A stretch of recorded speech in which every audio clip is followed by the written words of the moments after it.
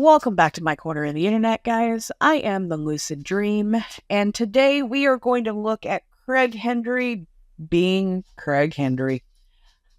If you saw my Wandamizing Craig Hendy interview video from 3 or 4 days ago, then you saw the introduction of Hendy's brand new news studio, i.e. the green screen in his mother's basement. Hendy is attempting to portray himself as a very serious news journalist these days in his wrinkled button-ups and his paisley ties, but unfortunately he cannot stop himself from trying to twist the narrative into something that it is absolutely not, and up to and including blatantly lying about things that are easily verifiable, in hopes that his idiot followers will not double-check his sources. Today, he is talking about another channel called Flex Your Freedoms. This guy looks like a piece of work. I haven't actually seen any of his videos before, but just from the thumbnails that I'm looking at right now, I feel like this is going to be a dumpster fire. I don't see this going very well, but we're going to take a look. Man's vulgarity is another man's lyric. This is what the U.S. Supreme Court ruled in the case of Cohen versus California more than 50 years ago. When deciding Cohen versus California, a case in which a man was prosecuted for saying "fuck the draft," Cohen was acquitted of his alleged crime due to his only crime being expressing his opinion. 50 years on, you would think our government would be well aware that prosecuting people for speech alone is a violation of the Constitution and just downright petulant. Unfortunately today, we are bringing you news of a story in which a military veteran was prosecuted for using his vocal cords to produce words that an agent of the state found offensive. The video you are... And once again, 1 minute into the video, and Hendy is already showing us there is absolutely nothing but dead air under that rat's nest on top of his head. He is trying to spin the narrative to make it seem like this civil liberties case from the 1960s is somehow going to connect to this frauditor douchebag that he is bringing up here shortly, and that is absolutely incorrect. He is making it seem like Cohen was arrested for something that he said, that he used his words vocally, and that he was arrested for speaking, and that is incorrect. That is not what Cohen versus California was about. 1968, we were in the middle of the Vietnam War. The country was very emotionally and politically charged. There were very strong opinions on both sides. It was a very different time. Now, the other thing you have to keep in mind is in 1968, profanity was not nearly as prevalent as it is now, and definitely not as accepted as it is now. Cohen versus California actually was part of the reason that is, because it was a landmark case when it came to what was and what wasn't covered under freedom of speech, because there are categories that are not protected by the First Amendment. He also says that Cohen was acquitted, which is also a lie. Paul Cohen was convicted, and it wasn't until the Supreme Court overturned the conviction 4-5 that it really did set a precedence moving forward under the First Amendment of what could and could not be said. But Paul Cohen was arrested for disturbing the peace for having a patch on his jacket that said "fuck the draft." That's what he was arrested for. That's what he was charged with. The video you are about to see depicts the arrest of popular YouTuber Flex Your Freedoms, arrested for interfering with a police investigation. Here is that video now. Hey, there's a search warrant being executed. Go. Don't fucking touch me. You're gonna push me in the street, dumb. Name and badge number now. Lieutenant Gersh, G3716. You don't know who you're fucking with, boy. Obviously not. Stupid. Is that your badge, sir? Yeah. There's a search warrant being executed here, so you don't have the right to be here. I'm in public. You push me in the street, you dumb. You pushed me there, dumb. Go to your house. No. Okay. Off. I know my rights, dumb. You don't know who the fuck I am. I could care less. So leave me the fuck alone. There's a search warrant being executed. Why are you fucking touching me? What the fuck? Get fuck off are the you property doing? and get out of the fuck street. are you doing, you dumb fuck? Go I over can't there. videotape. Right here. This is my property. Don't Right. touch me, This is bitch. on your property. Don't touch me. Back up. You pushed me on the fucking road. I'm not gonna tell you recording. again. I can Good. record I'm recording this. too. We all I can record. Guess what? Live stream, dumb. But Great. you don't Stay know over who the here. fuck I am. Stay over there. Come out in the street. You want again, to you're fuck? going to jail. Oh, I'm in the street right now, dumb. What No you gonna shit. do, pussy? Nothing. Coward. Stay back and you'll be fine. I am dumb. Shut the fuck up. That's in public, dip. Your investigation's right in there, dumb. Think you can get assault just innocent bystanders that are in public? What do you want? You can stand out here and talk. I can talk all I want. First Amendment right. Okay? You Oh, I can't swear? Are you ladies offended by his Oh, body? He's fine. What he's saying? Just let me know. Yeah, you're a tyrant. Suck my. Okay, that's it. Yeah, arrest me, huh? Disorderly. When men are put into cages for expressing a dislike towards public officials, it tells you a few things. First, that you are no longer free. Second, that we have become a country governed by men, not laws. And third, that you should be concerned. Concerned for your own liberty and the liberties of your children. We at the Hendy Media Group think that if government is arresting somebody for using their speech alone, it is all the more important to hear what that person has to say. So we landed... I'm sorry, convicted criminal says what? 1, he was given a lawful order to leave and he refused to do so, therefore breaking the law. 2, you don't know what a real man looks like because when you look in the mirror, that is absolutely not what you see and probably will never be what you see. 3, yes, it is 100% concerning that people like you exist in this world who will do and say anything to perpetrate this victim complex that you enjoy so much to justify why you cannot do and say whatever you want whenever you want. You do not understand the Constitution, you certainly don't understand the law, and it is truly pathetic that you are going to sit there behind your make-believe desk and pretend that this is news, that this dipshit with the camera got arrested because he stood there until he got arrested and provoked the confrontation. They gave him the opportunity to leave. He kept on. Disturbing the peace is a crime. Obstruction is a crime. It had nothing to do with the words that came out of his mouth and everything to do with his actions. But the problem is people like you do not want to be held accountable for your actions because you are a victim. You will always be a victim. There will never be anything in your future but victimhood because you refuse to hold anyone in your space accountable for their actions and instead want to pretend the world is against you. I'm sorry, convicted criminal says what? 1, he was given a lawful order to leave and he refused to do so, therefore breaking the law. 2, you don't know what a real man looks like because when you look in the mirror, that is absolutely not what you see and probably will never be what you see. 3, yes, it is 100% concerning that people like you exist in this world who will do and say anything to perpetrate this victim complex that you enjoy so much to justify why you cannot do and say whatever you want whenever you want. You do not understand the Constitution, you certainly don't understand the law, and it is truly pathetic that you are going to sit there behind your make-believe desk and pretend that this is news, that this dipshit with the camera got arrested because he stood there until he got arrested and provoked the confrontation. They gave him the opportunity to leave. He kept on. Disturbing the peace is a crime. Obstruction is a crime. It had nothing to do with the words that came out of his mouth and everything to do with his actions. But the problem is people like you do not want to be held accountable for your actions because you are a victim. You will always be a victim.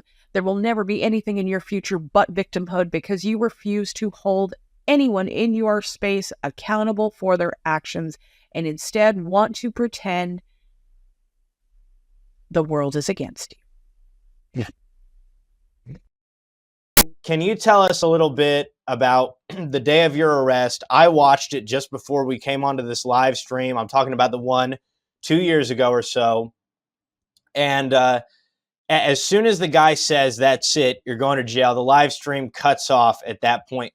Can you tell us a little bit about the process in that? Was that your first time going to jail? Yeah, What was the process like after the camera cut off? Can you explain that to us? yeah. So this would be my second arrest, even though I was just in an intake for arrest like 6 months prior to that, only for maybe 6 hours or so. But Okay. yeah, I was just out there videotaping my neighbor, who who had about 15 cops on him. And I had to grab the camera and just, start videotaping from a public spot 50 feet or so away. And um, yeah, once I ended up getting arrested, once I knew that I'm going to go to jail, I just hit the stop on there so he couldn't have access to my phone, and tried to either delete footage or whatnot, because that's a big thing they will try to do. Luckily, I did have live stream capabilities, and it was uploaded anyway. But yeah, I just killed that video off so we could Understood. actually have it on record. Understood. So how long did you sit in booking in this on this particular day? That particular day, I believe that I had 8 hours that I was stuck in there. Luckily for me, I had some friends, Illinois Tyrant Patrol or Illinois Tyrant News and Dangerous Liberty, that came all the way up from Illinois.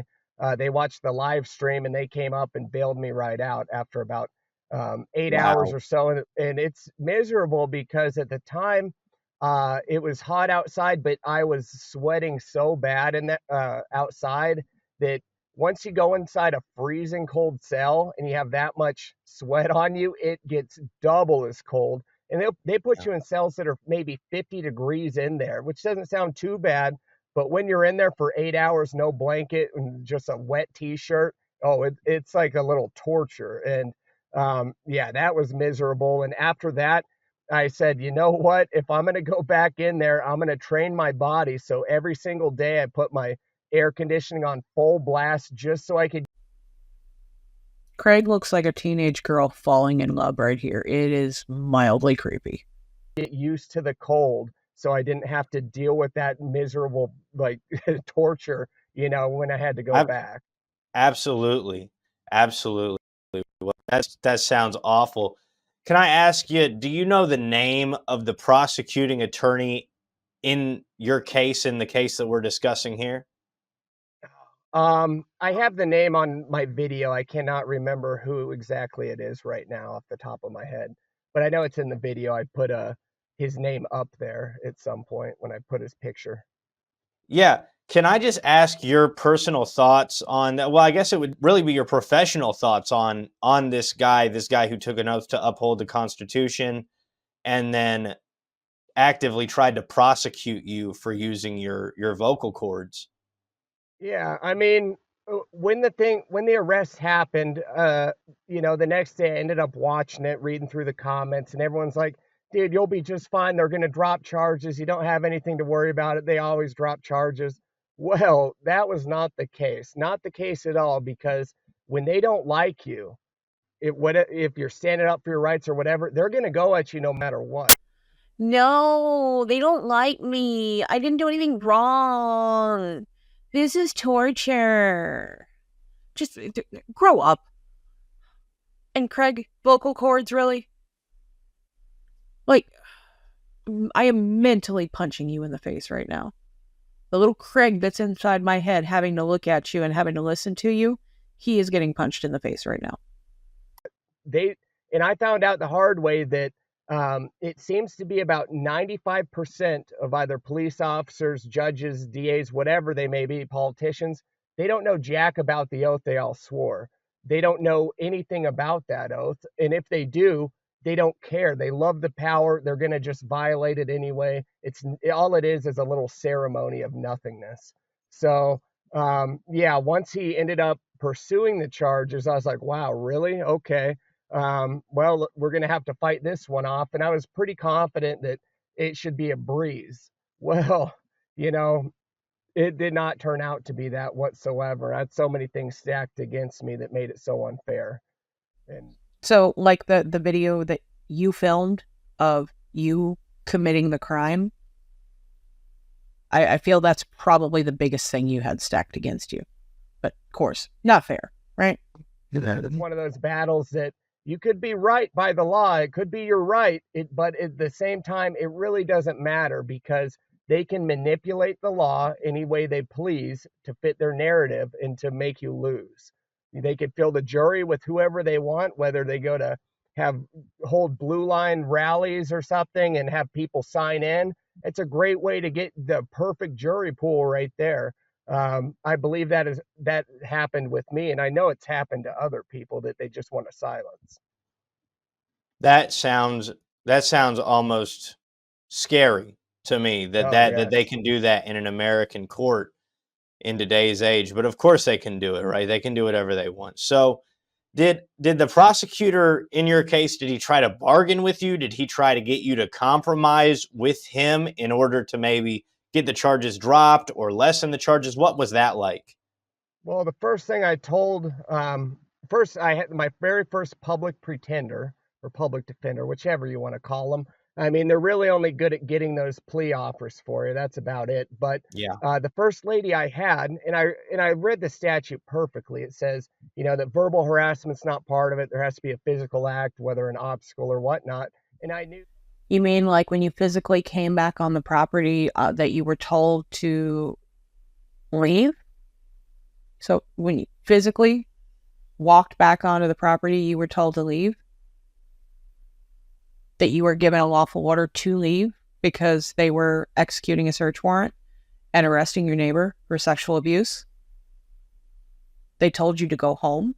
So when you physically put your teeny tiny little feet in front of each other and walked your happy ass back over to where you weren't supposed to be, that is a physical act. You physically did that, dumbass. And I knew that I didn't, I'm good to go on that end. However, she said that I would be found guilty most likely because I was cussing at a cop. And so I completely disagreed with her. She ended up dropping me, and I had to get a new public pretender, which was some man that worked there. And he's like, you know what? You didn't commit a crime. And it looks like, yeah, you did just get arrested for your language. And I told him, I'm not going to take a plea offer because I didn't commit a crime. I'm going to fight this all the way. And I'm not just going to take a plea if I'm exercising my rights, because all that's going to do is hurt everybody else, because it's going to send a message that, you know what, they can get away with this, no problem. And you just got to, take the plea. And that's not something I'm going to do. Yeah. Well, and I have massive respect for you for that. Even though you did lose, and we're going to get it. And we're going to cut it right there because there's another half hour of incredibly boring interview while they play the victim back and forth and braid each other's hair. And we're not doing that. It's pointless. There gets to be a point where you can only watch so much of them repeating the same things over and over and over again without ever actually knowing what they're talking about. In the end, he was convicted. He was convicted. I hope that there will be additional consequences for him sicking his followers on the jury, on that city councilman. I'm actually going to look into that. But bottom line, the beginning of the video was Hendy claiming that he was going to justify this with, Cohen versus California. And as you have seen, the two cases are absolutely, completely dissimilar. Cohen versus California was a gentleman who was wearing a silent statement about a war that had been going on for 13 years. This jackass walked onto personal property while the police were performing a search warrant and arresting his neighbor and refused to leave. They are not even remotely similar. Craig, that was one of the biggest stretches I think I have seen you make yet. You're not good at this. Like flat out, your Hendy Media Group, you are not good at this. You are not a journalist. You are not a reporter. You're never going to be, because you're not good at this. That's all it comes down to it. You are truly pathetic. Thank you for watching the video tonight, guys. I know it was a little snarkier than normal, but Hendy just pisses me off. Like, comment, subscribe. Let me know what you would like to see. Otherwise, I will catch you on the next one. I hope you all have a wonderful night.